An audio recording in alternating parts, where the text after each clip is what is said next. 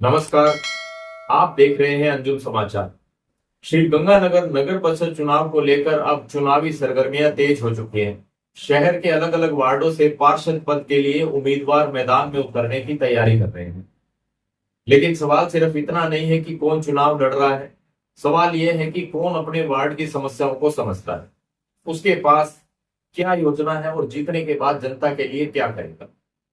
इसी को जानने और समझने के लिए हम लेकर आए हैं खास चुनावी संवाद, वार्ड की बात पार्षद के साथ। इस मंच पर हम पार्षद पद के उम्मीदवारों से सीधे और जरूरी सवाल करेंगे ताकि वार्ड की जनता अपने उम्मीदवार को बेहतर तरीके से जान सके और सोच समझकर अपना जनप्रतिनिधि चुन सके। यह मंच किसी पार्टी या उम्मीदवार के समर्थन में नहीं है। सभी उम्मीदवारों से जनहित में सवाल पूछे जाएंगे ताकि वार्ड की जनता वोट देने से पहले अपने उम्मीदवार को जान सके। तो चलिए आज मिलते हैं हमारे साथ मौजूद वार्ड नंबर 18 से पार्षद पद के उम्मीदवार श्रीमती रेणु मेठिया जी से, और साथ में मौजूद हैं पूर्व पार्षद अशोक मेठिया जी। स्वागत है आपका। धन्यवाद दीपक जी।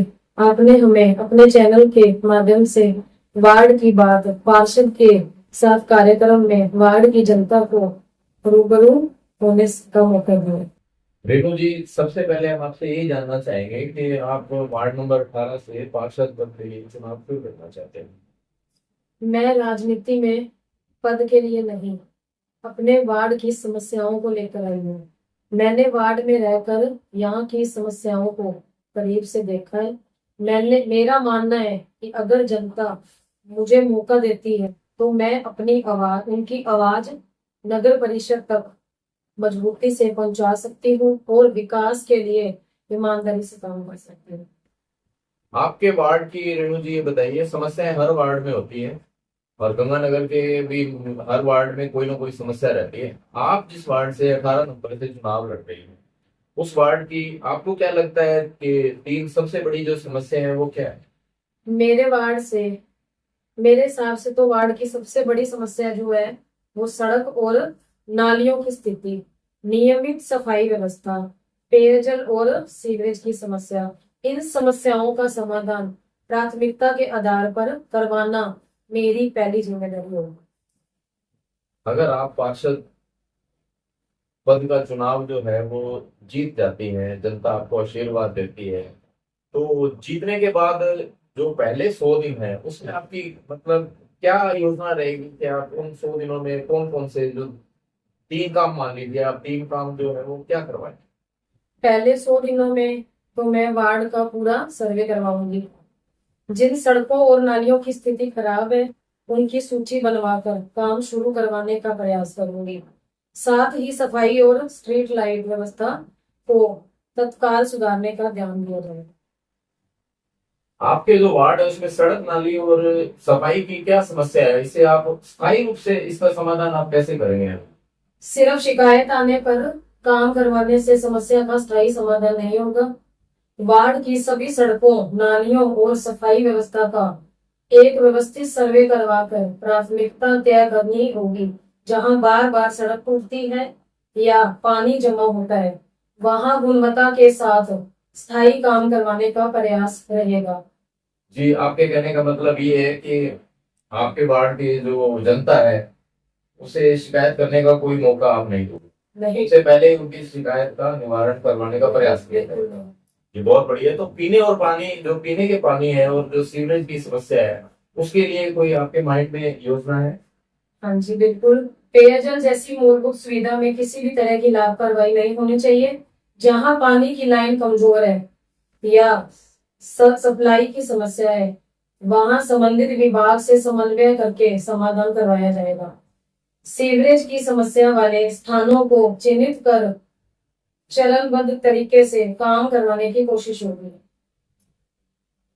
जी, पिछले जो 5 साल के पार्षद कार्यकाल जिसका भी रहा है, वो आपको क्या लगता है कि कोई ऐसा काम है वार्ड में जो मतलब होना चाहिए था लेकिन हो नहीं पाया है। किसी भी पार्षद का कार्यकाल हो, कुछ ना कुछ काम रह ही जाते हैं। मेरा मानना है कि हमारे वार्ड में अभी कई अभी कई ऐसी मूलभूत समस्याएं हैं जिनका स्थायी समाधान नहीं हो पाया। मैं किसी व्यक्ति पर आरोप लगाने की बजाय यह देखना चाहूंगी कि जो काम अधूरे हैं उन्हें आगे कैसे पूरा किया जाए। वार्ड में स्ट्रीट लाइट और जो सुरक्षा है, खासतौर से महिला की अगर बात की जाए तो उसके लिए क्या व्यवस्था आपके दिमाग में है? वार्ड की सभी स्ट्रीट लाइट का सर्वे करवाकर खराब लाइटों को जल्दी से जल्दी ठीक करवाने और जरूरत वाले स्थानों पर नई लाइट लगवाने का प्रयास करूंगी। सुरक्षा के लिए खासकर महिलाओं की सुरक्षा की बात की जाए तो पुलिस और प्रशासन के साथ समन्वय रखते हुए स्कूल, पार्क, मुख्य रास्तों और ऐसे स्थान जहां रात में अंधेरा रहता है वहां प्राथमिकता दी जाएगी। क्योंकि आप भी एक महिला हैं और वार्ड से पार्षद के चुनाव के लिए उम्मीदवार हैं, तो आपको ये जानकारी होगी कि हमारे शहर में कई आपराधिक घटनाएं होती रहती है, चैन स्नैचिंग की घटनाएं महिलाओं से आपको देखने सुनने पढ़ने को मिलती हैं।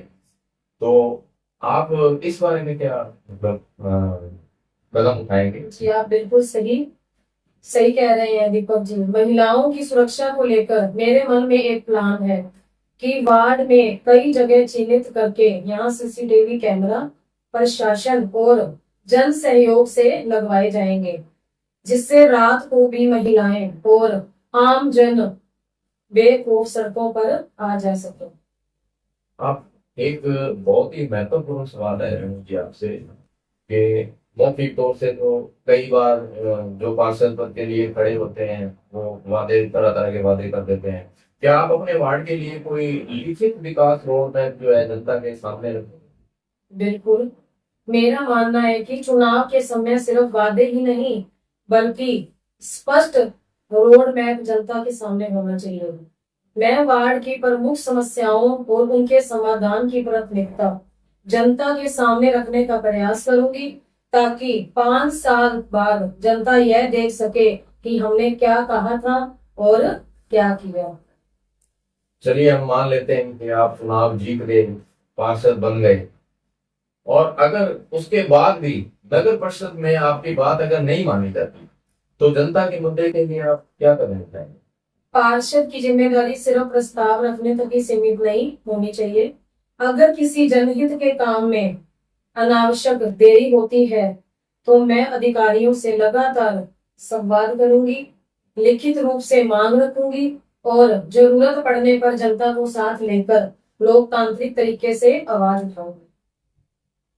पार्षद बनने के बाद जनता आपसे कब और कहाँ मिल सकती है?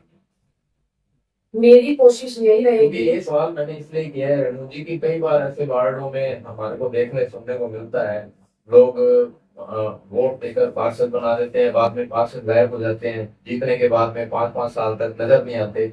इसलिए मैंने आपसे सवाल किया है कि पार्षद बनने के बाद में जो है जनता जो है आपसे कोई ऐसा तय जगह है या कुछ है जहाँ आपसे मिलती दीपक है? जी, मैं इसका जवाब मैं दूंगा आपको। जी बैठिए जी। 24 आवर पे हमारा मोबाइल चल रहा था, आज भी हमारा मोबाइल चल रहा था। पार्षद को मिलने के लिए पार्षद का इंतजार नहीं करना पड़ेगा, पार्षद के पास जाने की भी जरूरत नहीं रहेगी। आपके एक कॉल के ऊपर पार्षद आपके पास उपस्थित रहेगा, ये हमारा आपसे वादा रहेगा। जी बिल्कुल, जो अशोक जी कह रहे हैं वो आपकी बात उनसे उनसे सहमत है हम बिल्कुल। हाँ जी, तो इसके लिए ये भी किया जा सकता है ना, कोई निश्चित स्थान कोई तय निश्चित स्थान, करके हाँ, सोशल मीडिया का आजकल जमाना है, मैं समझता हूँ सोशल मीडिया का जमाना है आजकल, हर काम फोन पे, व्हाट्सएप पे और इस पे और फेसबुक सोशल मीडिया पे। तो इसके लिए अपने कोई निश्चित समय या स्थान तय कर सकते हैं। हमने एक ग्रुप बना हुआ है और लगभग लगभग तो हमारी जो सूचनाएं होती है उस ग्रुप में डाल देते हैं।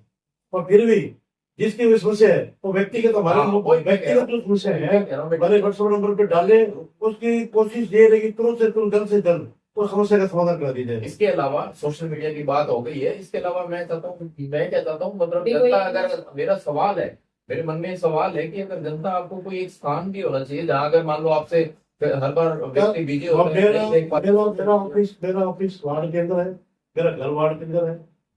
जब चाहे वार्डवासी हमारे फ्री होते हैं, 24 घंटे हम उनके लिए उपलब्ध रहेंगे।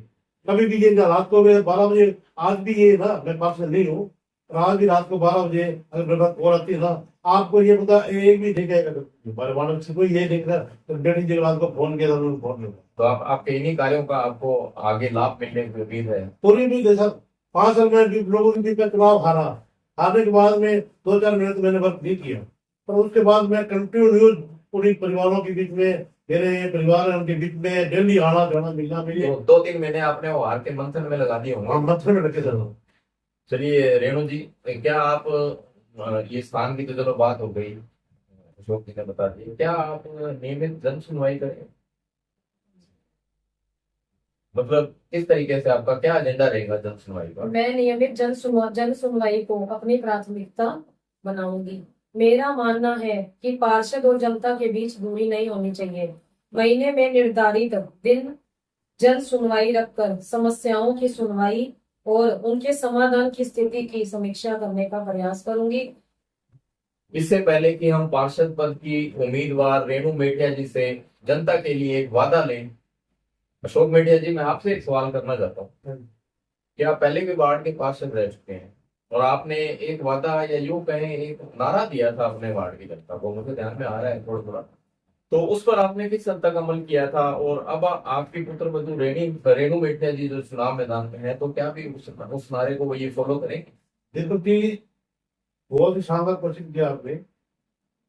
मैं 2009 से लेके 2014 तक मेरी विजिट पार्षद थी।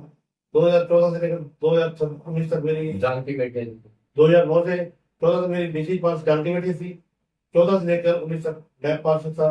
जब मैं पार्षद था तो मैंने वार्ड में जो लोगों को वादे किए वो भरपूर कंप्लीट वार्ड की सीसी सड़कें बना दी, कंप्लीट घर घर जाके उस पर के लोगों से मैंने काम करवाए। वार्ड के अंदर एक ये वादा था कि वार्ड का निवासी कोई भी नगर ब्रिज से नहीं जाएगा। और मैंने ये जो मकान का पट्टा भी बनाना है ना, तो मैंने उसके डॉक्यूमेंट लिए घर पे जाके और नगर ब्रिज में जाके पट्टा बना के अगले घर पे सौंप दिया।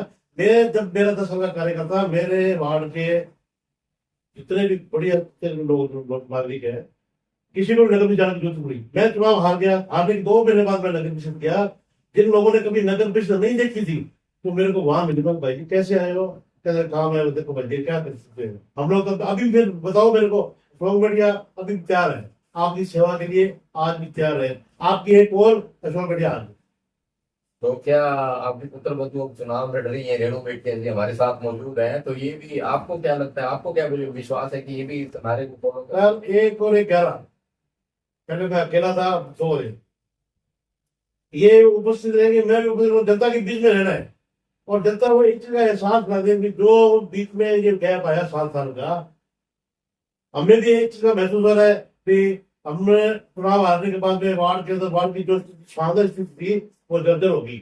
मेटिया जी, आपकी इन्हीं बातों को लेके मेरे सवाल मन में आया है कि पिछली बार ऐसा क्या हुआ जो लास्ट कार्यकाल रहा कि आपको जनता ने क्यों नकार दिया, जबकि आपके अनुसार ही आपका वादा था कि अपने काम के लिए जनता को नगर परिषद नहीं जाना पड़ेगा, तो ऐसा क्या हुआ कि? देखिए, वक्त के साथ बदलाव हर कोई चाहता है, लेकिन वो तो बदलाव के बाद जब उसे महसूस होता है बदलाव का नतीजा हर बात सही नहीं होता। और लोगों ने देखा है बदलाव करने के बाद में क्या स्थिति थी, और आज फिर वही उन लोगों को एक चीज फील भी हो रहा है कि बदलाव गलत हो गया। हर बार बदलाव सही नहीं होता और बदलाव का परिणाम जो फोकस के ऊपर प्रतिनिधि थे उनकी स्थिति और हमारी स्थिति आपके सामने। इंसान है, स्वाभाविक गलतियों का पुतला बोला जाता है इंसान को, कई बार तो बदलाव के चलते उन्होंने आपके हिसाब से गलती करी या कुछ उस वजह से काम जो पहले हो पा रहे थे वो नहीं हुए कार्यकाल में? मेरे कार्यकाल में जनता फुल संतुष्ट थी, पर बदलाव ऐसा आया कि उसके बाद में बह गए और उसका जनता को भी नुकसान हो गया। बेटे जी, एक सवाल और है आपसे मेरा कि शहर में 65 वार्ड है, आपको क्या लगता है कि जैसे आपका जो वार्ड है 18 नंबर, उसको इन 65 वार्ड में जो है वो अलग नजरिए से कैसा देखा जाएगा अगर उधर वो जो आपकी पार्षद बन जाती है? तो आपसे सवाल है, अगर मेरी पुत्र वधू पास बढ़ती है, पूरे 65 वार्ड जो शहर के हैं, मेरी पूरी जैसे मैंने 10 साल काम किया वैसे अब काम कराऊंगा और 65 वार्डों में मेरा वार्ड 1 नंबर पे होगा। ऐसा बना दूंगा, लोग मिसाल दिया करके पहले देते थे वार्ड नंबर 13 की मिसाल, क्या वार्ड नंबर 13 की मिसाल देखो कितना काम हो गया। वहां अगर मैं बढ़ता हूँ तो 65 वार्डों में 1 नंबर की मिसाल दिया गई, लोग वार्ड नंबर 13 1 नंबर वार्ड में शानदार। अब 18 नंबर वार्ड वार्ड जो पहले 13 नंबर वार्ड था आपका वो 18 नंबर 18 नंबर हो गया। मतलब पैसा 18 की मिसाल देते थे ना आप लोग, अब पहले 13 की देते थे, अब लोग 18 की मिसाल देंगे, ये बात है आपसे।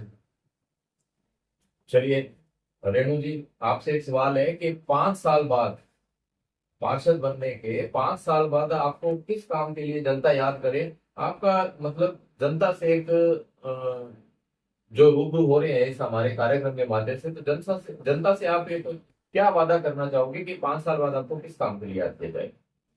वो लाइनें मुझे याद आ रही हैं और मैं उन पर अमल करना चाहूंगी कि काम इतनी खामोशी से करो कि आपकी सफलता शोर मचा दे। मतलब आप कहने का मतलब आपका ये है कि आपको ऐसे कोई मतलब नहीं है कि कोई आपके पास आए हमारा ये काम करो, आप अपना काम चुपचाप करते रहोगे, वो काम का जो परिणाम है वो जनता को दिखाई देगा। और आप 5 साल बाद जनता से क्या वादा कर सकते हैं? मेरा सबसे बड़ा वादा यही है कि 5 साल बाद जनता यह कहे कि हमारा पार्षद हमारे बीच रहा और उसने हमारी समस्याओं को गंभीरता से उठाया। मैं सिर्फ एक बड़ी योजना का वादा नहीं करना चाहती, बल्कि सड़क, सफाई, पानी, नाली और रोशनी जैसी मूलभूत सुविधाओं में वास्तविक सुधार करवाना चाहती हूँ। मेरी कोशिश रहेगी कि वार्ड का विकास कागजों में नहीं, जमीन पर दिखाई दे। जी बहुत बढ़िया। तो ये था हमारा खास संवाद वार्ड की बात पार्षद के साथ, जिसमें हमने जाना कि वार्ड नंबर 18 से पार्षद पद की उम्मीदवार श्रीमती रेणु मेटिया जी अपने वार्ड को लेकर क्या सोचती हैं, क्या सोच रखती हैं, इनकी क्या प्राथमिकता है और जनता के लिए इनका विजन क्या है। अशोक मेटिया जी से भी हमारी बीच में बातचीत हुई है, आपसे रूबरू हुए हैं, आपने जाना है कि इनके विचार अपने वार्ड को लेकर पहले क्या थे, तो अब इनके विचार वार्ड को लेकर क्या है। अब फैसला तो वार्ड की जनता को करना है कि वह अपने लिए किसे जनप्रतिनिधि के रूप में चुनना चाहती है। हमारा उद्देश्य किसी उम्मीदवार का समर्थन या विरोध करना नहीं, बल्कि जनता तक उम्मीदवार की सोच और योजनाओं को पहुंचाना है। अगर आप भी अपने वार्ड के पार्षद पद के लिए उम्मीदवार से कोई सवाल पूछना चाहते हैं तो हमें कमेंट के जरिए अपने सवाल भेज सकते हैं। मैं हूं नरेंद्र दीपक अरोड़ा, आप देख रहे हैं अंजुम समाचार। देखते रहिए, जुड़े रहिए, क्योंकि आपका वोट सिर्फ एक पार्षद नहीं, आपके वार्ड का भविष्य तय करेगा। नमस्कार। खबरों की जानकारी के लिए हमारे चैनल से जुड़े रहिए और इसे सब्सक्राइब करने के बाद बेल आइकन को पुश कीजिए।